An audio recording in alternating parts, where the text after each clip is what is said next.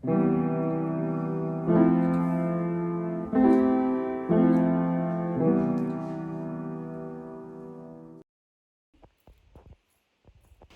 think someone wants back in. Poor Sanchi. There you go, Sans. Here we go, Sansy. Come on now. Good girl.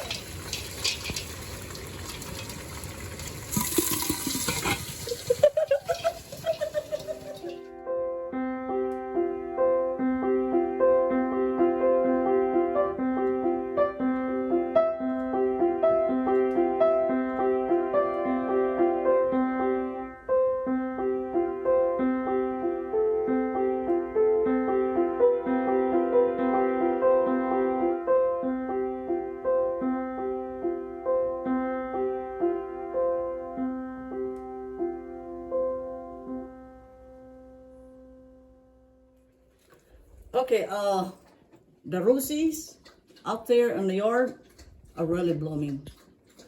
Very, very blooming in a blocks. But, and this one too, this is spiderwort. It's blooming also out there, and it's really a lot.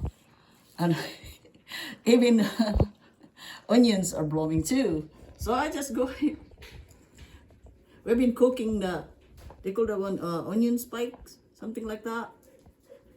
The flowers, the onions, and those chive flowers is perfect for cooking too. So, but we got so many anyway. So I just go ahead, put some in the ground, put some right here on the glass, since there's a lot up there outside. Supposed to be, when you make a flower arrangement, supposed to be heaven, man, and earth. Supposed to be there's like 3 layers. But this one right here is just guessing, you know. But it's really not bad for just flowers in the yard. And one thing also, when you use a water, put a water in the glass, right? But put some sugar to it. It really takes a little bit longer for the flowers to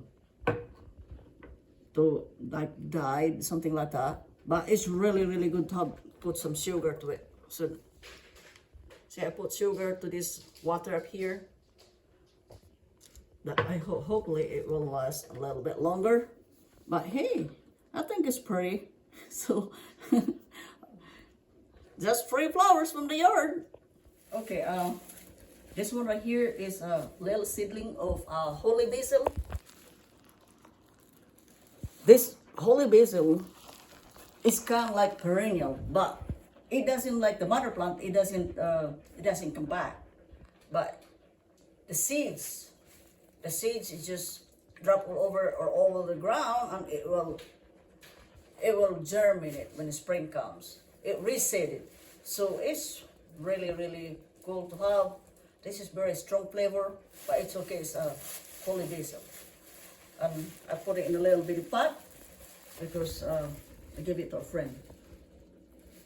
And this one right here, also in our yard, rosemary. A friend wants some cuttings because to plants. So I cut some up there in the yard. This is just a cuttings, no roots. Since I will give it tomorrow, and now it's just still night. It's already night, so I'll just wrap this one up with paper towels, wet paper towels, and just like that. And I put it in the plastic with water, so I make sure that this one is still alive when I give it to him, when I give it to them. And that's about it. To secure it, I just tied it up with this ties right here. It's kind of like a braid. They use the braid ties just like that. See, and it is. I give it to them. Hopefully it will grow. So, and hopefully they have some herbs growing in their yard too. Alrighty.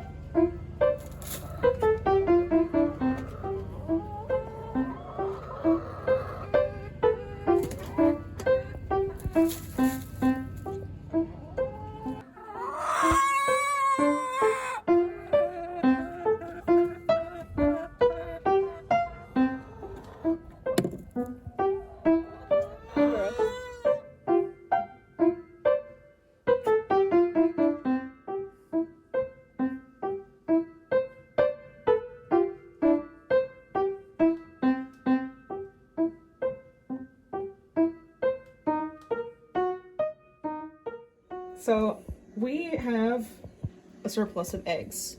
So today I'm going to be making my second ever quiche. But we wanted to record because we've got some interesting eggs. For example, here's what I'd consider a normal egg. Take, for instance, this oblong egg. We're interested to see. It'll probably be the same, but we're interested to see what's inside. And the big one as well. So let's start with the big one.